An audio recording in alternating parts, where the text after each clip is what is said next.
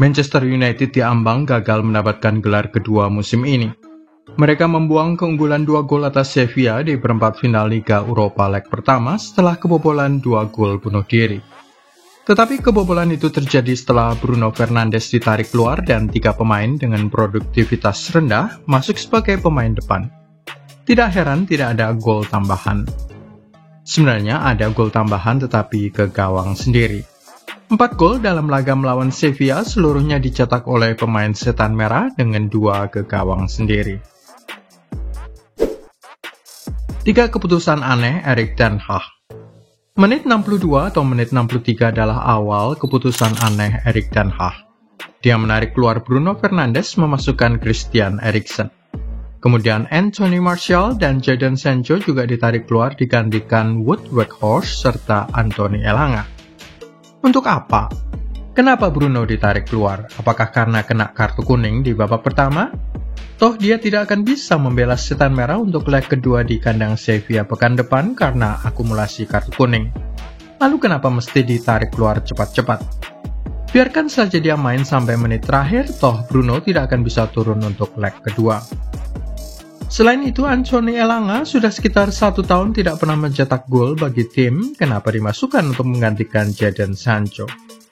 Wout Weghorst, 2 golnya sejauh ini datang dari bola rebound. Apakah Erik ten Hag lupa bahwa kejeniusan Martial memberi bola terobosan bagi Marcel Sabitzer menjadi penyebab gol kedua? Dia mengirim bola di antara 3 pemain Sevilla guna dijemput sang pemain Austria.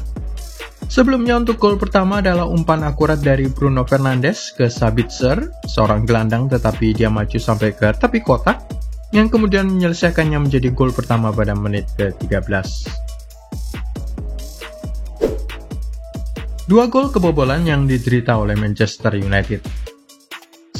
Gol yang pertama terjadi melalui pantulan kaki Tyrell Malacia saat sebuah umpan crossing sampai ke sisi kanan kotak penalti setan merah. Gol kebobolan kedua tidak terhindarkan saat sundulan dari Yusuf En-Nesyri, hasil kiriman Lucas Ocampos, memantul di kepala Harry Maguire dan menyebabkan bola berbelok secara cepat, mengecoh David De Gea. Tetapi untuk gol pertama seharusnya bisa dicegah lebih awal.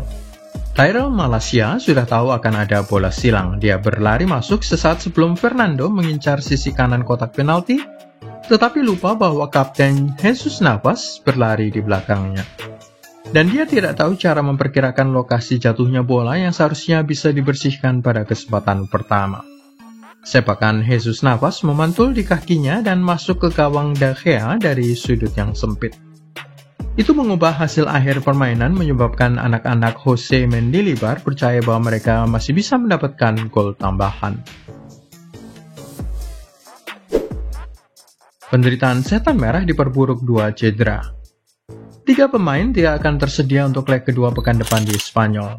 Yang pertama, Rafael Varane yang ditarik keluar awal paruh kedua karena cedera. Kemudian Lisandro Martinez yang menderita kesakitan di tumitnya jelang injury time. Serta Bruno Fernandes akibat akumulasi kartu kuning. Untuk Lisandro Martinez, tidak bisa ada pergantian pemain karena 5 jatah rotasi sudah seluruhnya dilakukan Erik ten Hag, menyebabkan Manchester United bermain dengan 10 orang saja selama 10-12 menit terakhir permainan, termasuk periode injury time. Sungguh aneh bahwa mereka menderita 1 gol kebobolan saat tim hanya bermain dengan 10 orang saja. Itu persis sama seperti yang dialami oleh Sevilla selang 1 pekan sebelumnya. Sevilla sudah unggul 2-0 atas Celta Vigo, kemudian kebobolan gol balasan pertama, dan kehilangan 1 pemain Marcos Acuna saat kemasukan gol kedua.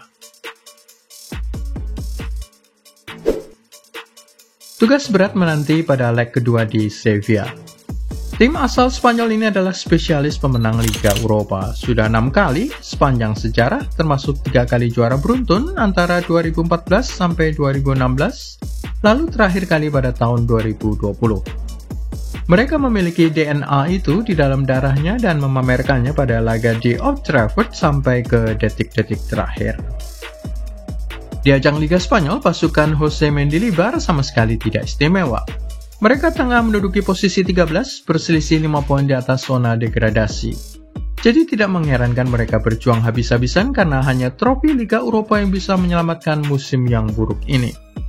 Mereka juga sudah tersingkir di ajang Copa del Rey, tersingkir oleh Osasuna di babak semifinal.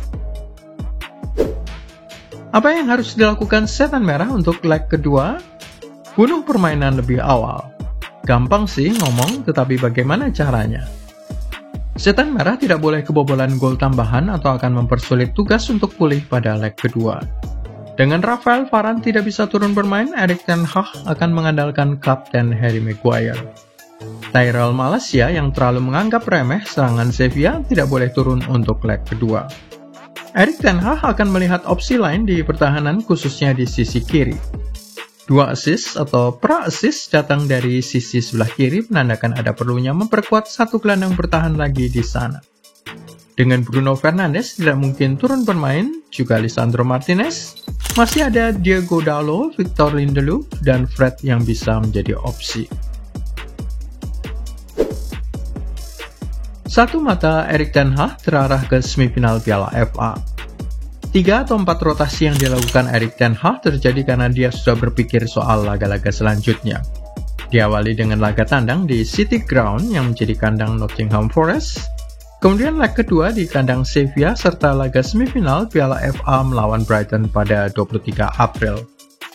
Sang manajer Belanda sudah fokus ke semifinal Piala FA ini sebagai langkah mudah berikutnya untuk merebut trofi kedua setelah mereka menang atas Newcastle United untuk meraih EFL Cup pada akhir Februari lalu. Bagaimana pendapat Anda? Tulis di kolom komentar serta jangan lupa klik like, subscribe, serta tendang loncengnya.